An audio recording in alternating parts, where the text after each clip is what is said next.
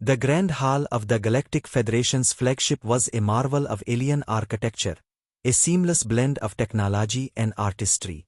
Towering pillars of light pulsed with energy, casting ethereal glows on the metallic floor. Representatives from dozens of species filled the chamber, their forms varying from towering reptilian warriors to small diplomats skittering in the shadows. At the center of it all stood Ambassador Elias Carter, the lone human delegate, clad in a simple but impeccably tailored suit, his expression calm and unreadable. The presiding official, a being known as High Arbitrator, adjusted its ceremonial robes and addressed the assembly. The matter before us today concerns the species known as Homo sapiens, inhabitants of the planet designated as Sol, Teen, A or Earth. Our surveys indicate that their world is classified as a planet fraught with environmental hazards, predatory, and hostile conditions beyond the tolerance of most known sapient species. A murmur rippled through the gathered dignitaries. A gelatinous being from the cluster and dilated with concern. And yet they thrive, it gurgled, its voice translated through the chamber's universal relay system. Their civilization has endured despite the hostility of their flicked its luminous gaze toward the human. More than endured. They have conquered their world and now look to the stars. We must discuss the implications of their existence. Ambassador Carter smiled slightly, his hands folded behind his back. I wasn't aware our presence was cause for alarm, he said, his voice smooth but edged with amusement. A massive reptilian warlord, general of the Dominion, bared his fangs in what might have been a grin or a threat. You are dangerous, he rambled. Your kind should not have survived, let alone reached the level of space travel. Most species do not endure the trials of a. Carter's smile didn't falter. We adapt. A slender creature with shimmering blue plumage, representing the consensus, leaned forward. Your people are unlike any we have encountered. Your biology alone is unsettling. Your bones break, but they heal stronger. Your flesh scars, but it thickens. Your immune system fights pathogens in a way that defies logic. And then there is your psychology. A display activated, showing recordings of humans engaged in activities that baffle the gathered aliens. Soldiers training in simulated combat, pushing past pain and exhaustion. Scientists willingly exposing themselves to lethal conditions in the name of progress. Civilians performing feats of physical endurance purely for recreation. High Arbitrator, voice was heavy with concern. We have observed that humans do not simply survive hardship. You seek it out. Another murmur swept through the assembly. The delegate trembled. Your people run toward danger. You create it for sport. This is not the behavior of a stable species. Carter chuckled, the sound unsettling in its confidence. You misunderstand. Hardship breeds strength. We do not seek danger for its own sake, we master it. We survive because we refuse not to. A skeleton, being from the collective, spoke with calculated precision. Your technological progress is troubling. You do not simply advance, you accelerate. Your wars, brutal as they are, have propelled your scientific achievements in ways unseen among other civilizations. We ascended to space over millennia. You did it in centuries. Carter's eyes flickered with something unreadable. We didn't have the luxury of waiting. General growled. And now, we stand at a crossroads. The Federation must decide whether to welcome you or contain you. The silence was deafening. The weight of the words hung in the air as the assembled representatives turned their attention back to Carter. He did not flinch. He did not react with anger or protest. Instead, he took a single step forward, hands still calmly clasped. I see, he said, his voice steady. You fear us. No one spoke. The truth was evident. Carter nodded slowly. You have spent eons in relative stability. Your civilizations have flourished under the unspoken agreement that progress is controlled, measured. And then we arrived, proving that growth can be chaotic, relentless.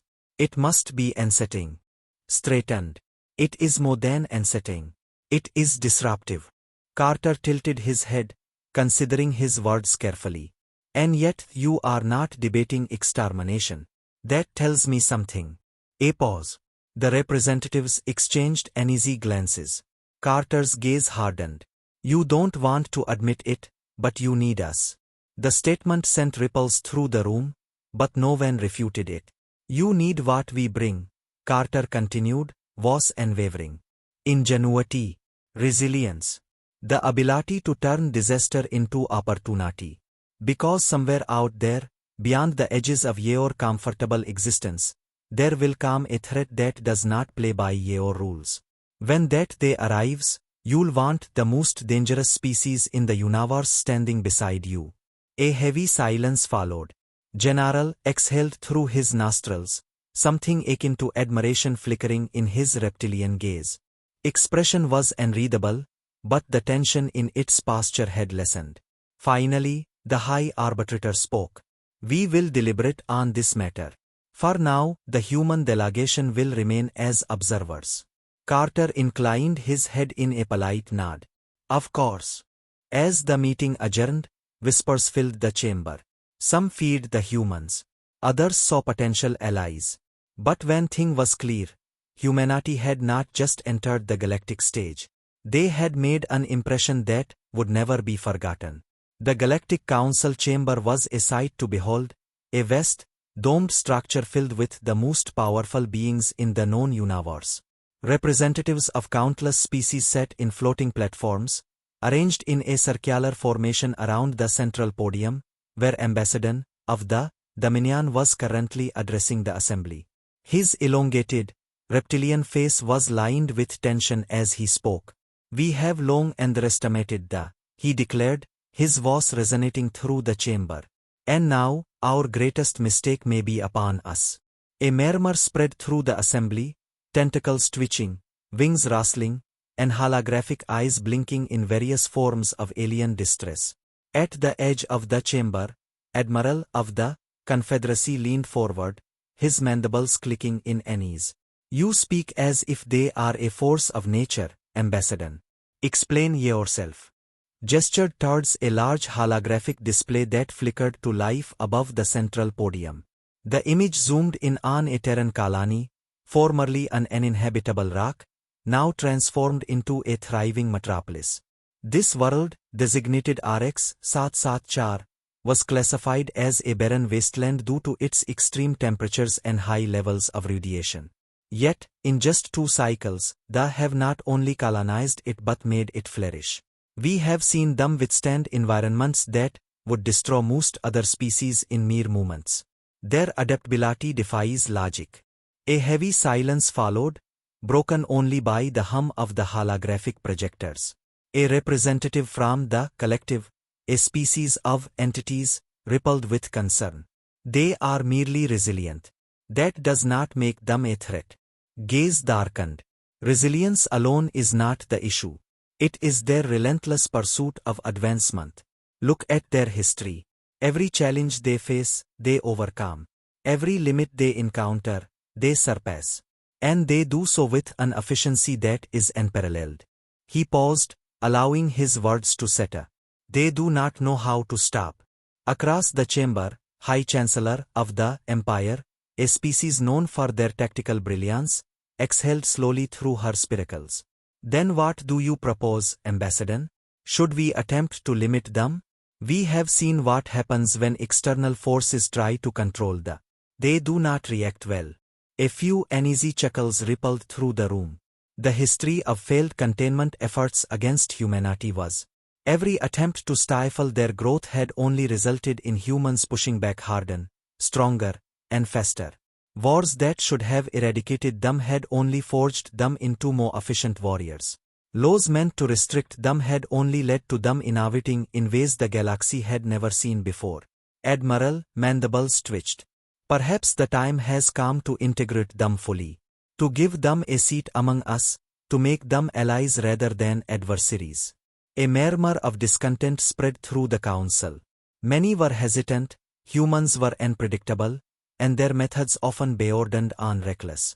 But before anyone could object, the chamber doors hissed open, and a figure strode in.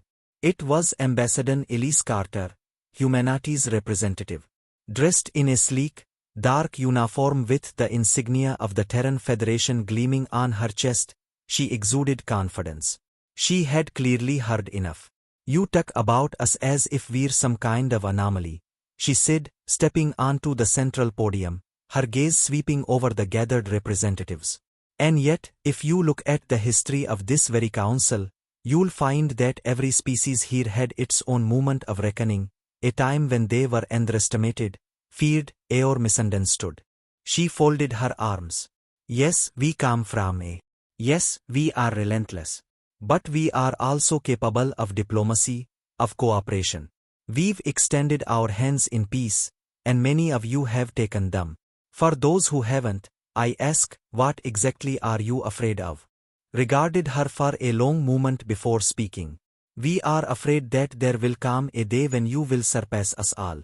When the only force greater than the will be themselves." Elise smiled slightly, an expression filled with both amusement and challenge. "Then perhaps you should stop fearing us and start keeping up." The alien council chamber was silent as the human delegation stood at the center of the grand hall. Towering figures of various alien species surrounding them, their eyes filled with a mixture of awe and apprehension. The lead diplomat, Captain Elias Vance, stepped forward, his uniform crisp despite the long journey through deep space. He took a measured breath before addressing the gathered council. "We did not come here as conquerors," he began, his voice steady but firm. "We came seeking understanding. But you must also understand this: humanity does not bow to fear." A murmur spread through the council members, some whispering urgently to their aides while others regarded the human with unreadable expressions.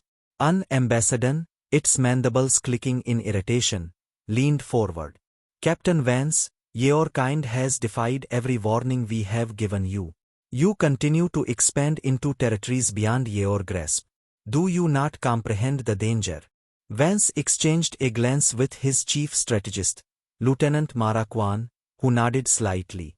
"We comprehend danger better than most," Vance replied. "We've lived alongside it for millennia. We've fought, adapted, and survived in environments deemed inhospitable by every metric of your science. And now you tell us to stop advancing? That is not our nature." A reptilian diplomat, scales gleaming under the chamber's bioluminescent glow, hissed in frustration.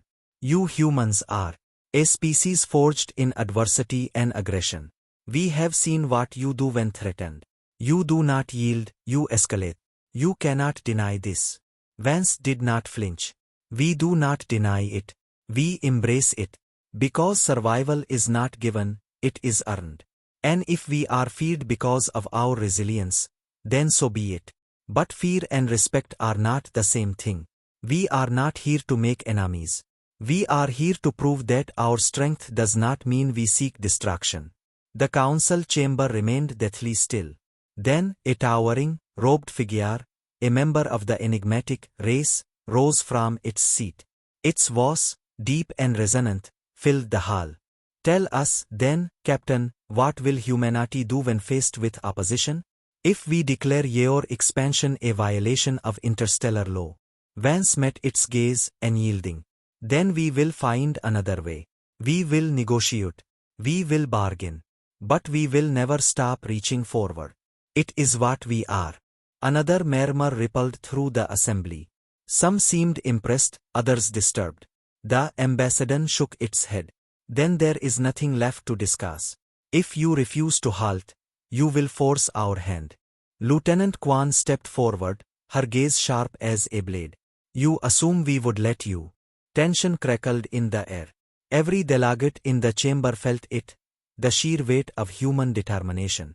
It was a force as unrelenting as gravity, as inevitable as time. The humans stood their ground, and for the first time, the council truly understood what they were dealing with. The most dangerous species in the universe was not defined by its weapons or its aggression. It was defined by the simple fact that it never knew when to quit. The silence in the Galactic Council chamber was suffocating as the Captain Elias Mercer, stood before the assembly of alien representatives. His uniform was tattered from battle, yet his stance remained unwavering, exuding the indomitable spirit of his species. Around him, holographic projections displayed the devastation wrought by humanity's advance, entire fleets reduced to wreckage, planets scarred by war, and empires now negotiating end on terms they had never imagined possible.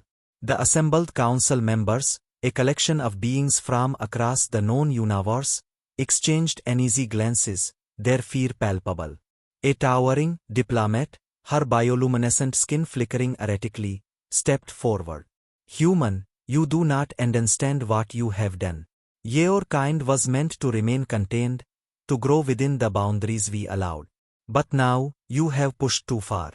You have disrupted the balance."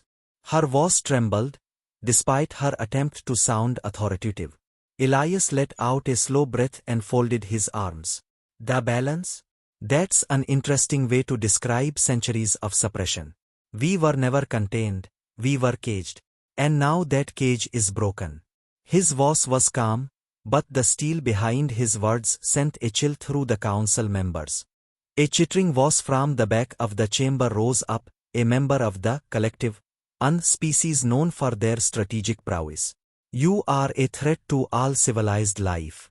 Your aggression is unmatched, your adaptability is terrifying. We have seen how your people endure conditions that would obliterate any other species. You should not exist at this level of power." Elias chuckled, shaking his head. "You call it aggression. We call it survival. Every species here has had a head start, advanced technology, civilizations, control over the flow of galactic resources. We started from nothing. And yet, here we stand." The chamber erupted into murmurs, some of outrage, others of reluctant agreement. A representative from the Dominion, a reptilian race known for their military conquests, leaned forward. "Then what is it you propose, human? Surely you know that unchecked, your species will bring about its own destruction." Elias met his gaze, unflinching. "We do not seek destruction. We seek our place in the stars, earned, not given. If the council wishes to avoid war, then recognize us as equals. Acknowledge humanity's right to expand, to defend itself, to govern its own fate without interference." A tense silence stretched across the room. The Elden races had never been faced with such a demand from a species they once deemed primitive. But humanity had defied every expectation. They had survived worlds deemed uninhabitable, thrived in the harshest conditions, and pushed their technology beyond what was thought possible. And now, they had come not as beggars, but as conquerors demanding recognition. The diplomat exhaled sharply. "And if we refuse?" Elias's gaze hardened. "Then you already know what happens next." The weight of his words settled heavily upon the council. They had fought wars before, but never against something like humanity, a species that grew stronger with every hardship, that learned from every defeat, that would never stop advancing, no matter the cost. The vote was cast. And for the first time in recorded history, the Galactic Council bowed to a